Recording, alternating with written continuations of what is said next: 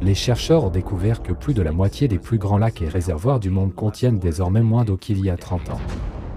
Moins d'eau dans les lacs et les rivières signifie moins d'eau pour la consommation par l'être humain, ainsi que pour l'irrigation et l'usage industriel. Les faibles niveaux d'eau compliquent la production d'électricité.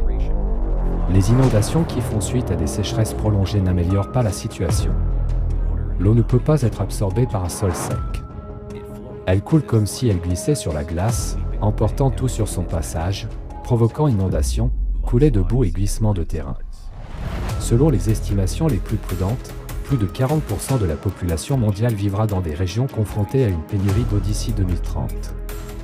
L'approvisionnement en eau dans les grandes villes sera limité et sa qualité se détériorera régulièrement. Les épidémies vont réapparaître, ramenant des maladies médiévales.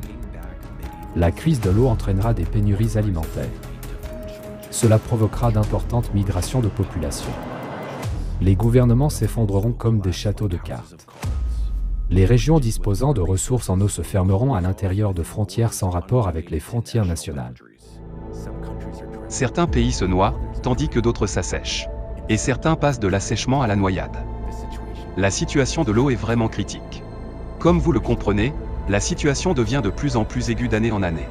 Cela est dû à la forte détérioration du climat, à la pollution de l'environnement et à la croissance de la population mondiale. Alors qu'est-ce qui peut être fait?